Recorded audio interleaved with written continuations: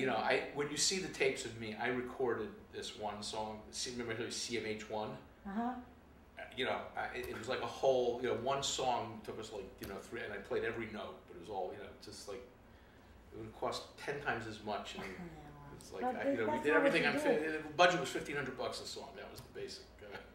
That was the budget. So. Okay, I want to get to that, but let's finish these last 2 songs. City of God, do you want to hear a minute of it? Yeah, let me just get, because it actually... Why I hear AC/DC on that a lot, but anyway. It actually ended up being a very different... We actually had 2 versions of Next Last Kiss, City of God.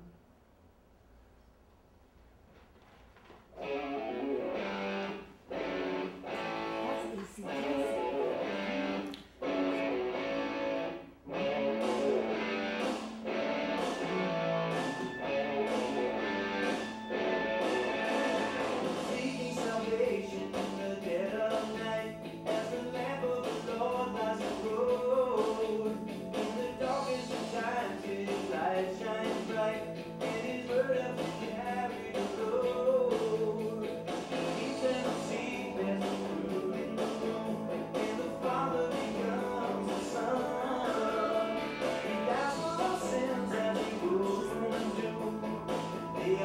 The only other person I know with this many songs that have never been heard by the public is Prince. Is who?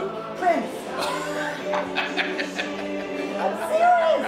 Most people are like terrified that they can't come up with songs. You don't have 22 songs lying around that people are Prince goes and writes songs like that and never puts them out. Okay, so City of God. Tell me what City of God is about. City of God is a little bit. This is one of the songs that has a lot of historical meaning. Saint Augustine, who was also, you know, we talked about Aristotle, Thomas Aquinas, and Saint Augustine. I refer to as, you know, let's start with the A's. Saint Augustine is an incredibly interesting figure in intellectual history, history of thought, but also was sort of the bedrock. And wrote a couple of very, very famous books. One was called Confessions, and the second, City of God. And these were epic works.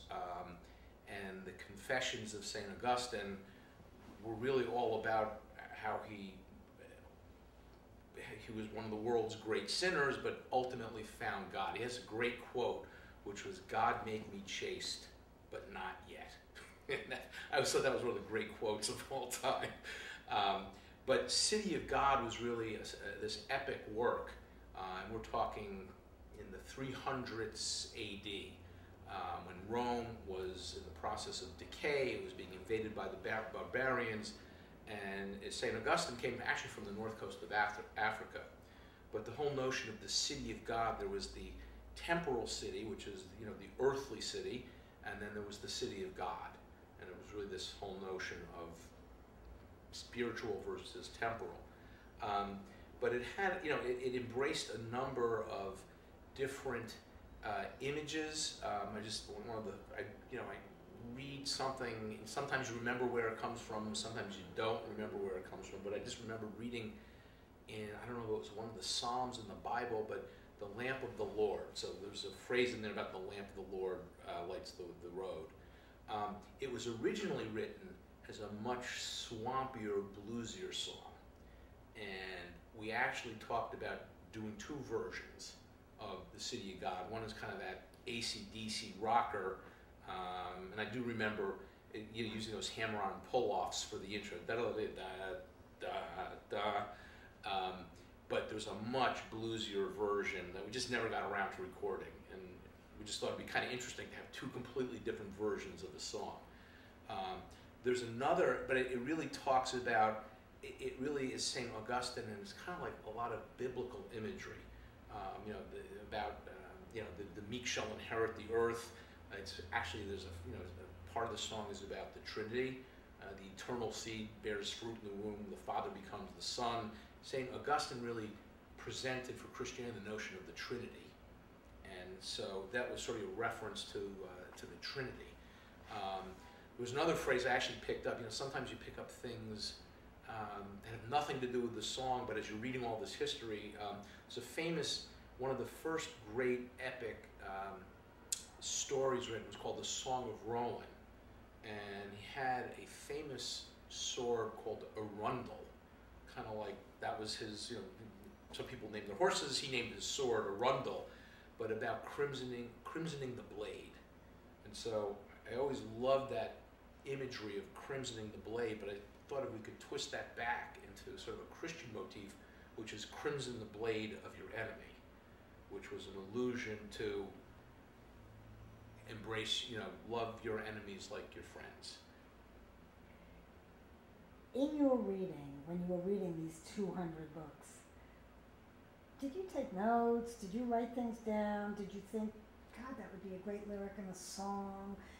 Was any of this present while that was going on, or did this all happen later, writing all these songs? No, it was literally, I would write songs about typically what I was reading. And I have a not terribly sophisticated system, but it's a system I've been using for a long time, of using highlighters. And so I kind of have, almost all my books have highlightings with a 1-star, 2-star, 3-star, and 4-star system. So, and I've actually transcribed the highlightings, and not for all the books, but probably for 50 of them, and have actually compiled all these, highlightings. But it's, the process of this, I didn't know the full story as we were writing it, and I was learning as we were going along, so it was always written sort of in real time. But it was typically a song would be inspired by, and it could have been Song of Roland, it could have been something, you know, from Confessions of St. Augustine, so it was really, the titles of chapters would kind of get me interested, or I'd find these quotes, and so it was that kind of process, but it wasn't beginning, middle, end, it was ongoing. But it was while you were doing the reading and the research. It wasn't like you read 200 books and then woke up one day and say, I feel like writing songs about this. No, and by design, I don't read linearly. So I don't start with a period beginning and taking it all the way to the end. I read whatever, if I see an interesting book in the bookstore, I'll read that, and what's great is it gives you a way to keep building. That's what we talk about, the layers and the levels. So you have to kind of have the basics, but then you can kind of slot things in. But it was very episodic, dependent on what quote sort of caught my interest at the time. Okay, so to get to the last song, Lights of Heaven, you want to hear it? Yeah, let me just do the thing. This is the one that I think sounds like that Bowie clapping. Yeah, Hucklebuck, TVC 1.5. What's it called? Rebel, Rebel? Oh, I remember we had this whole discussion. It's Rebel, Rebel.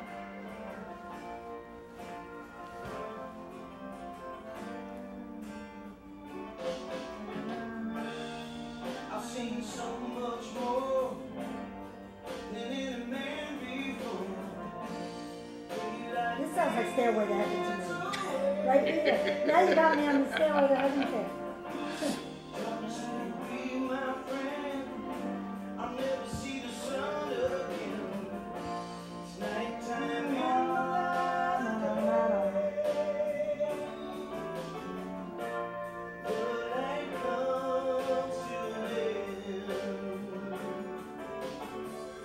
My life comes to an end.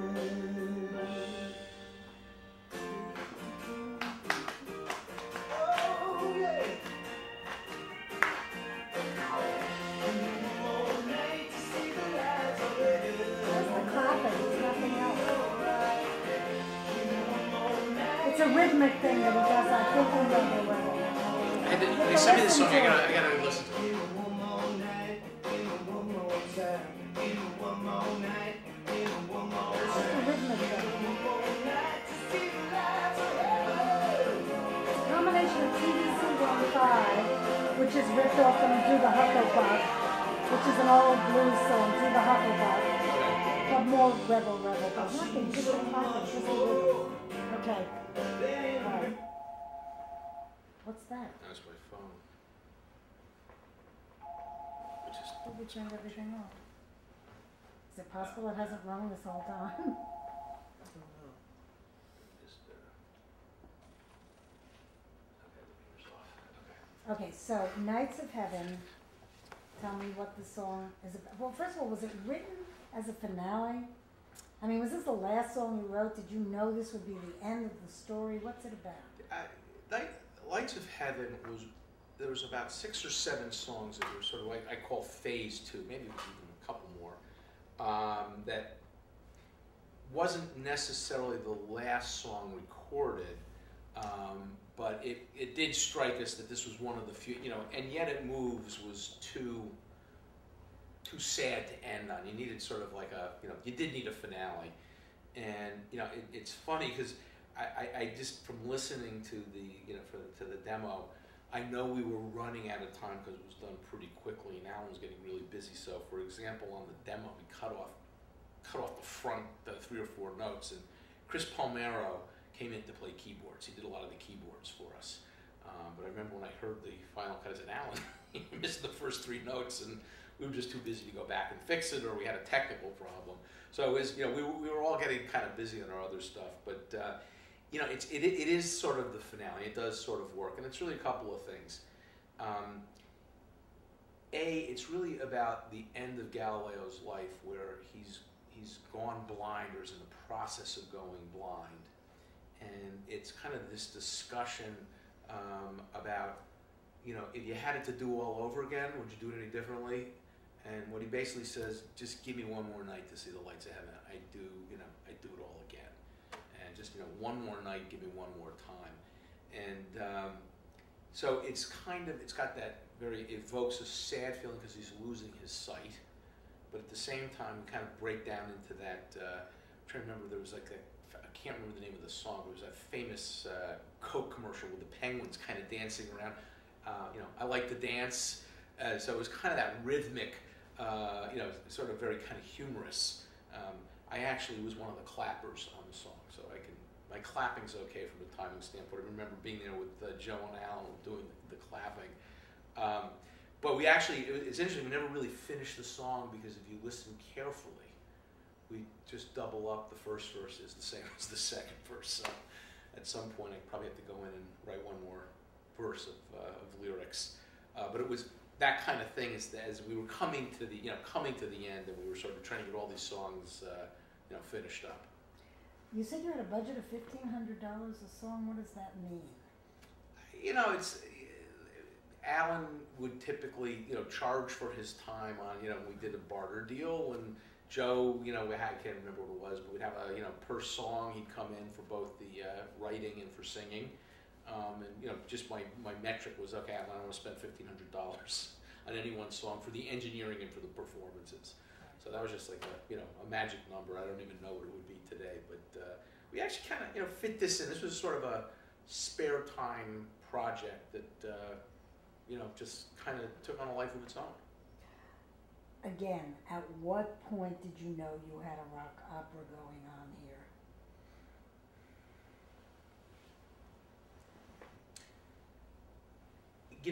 It's.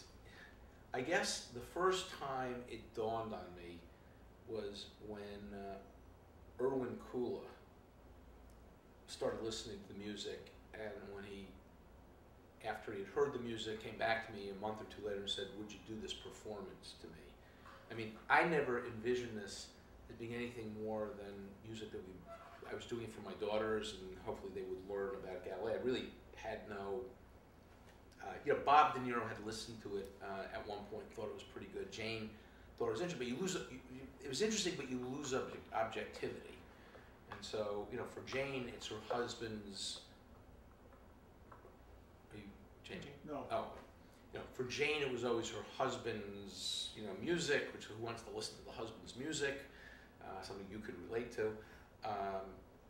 And we talked, and I guess the answer, though, is different. Doran Weber did give me encouragement, and he very much wanted to have a book written and to try and do this for Broadway. I mean, it was nowhere in my mind even close, but spent a fair amount of time talking to some pretty serious Broadway writers. Everybody loved the story, but for a variety of reasons, the timing wasn't right, or they liked it, but they'd want to do it differently, or they would want to come in earlier.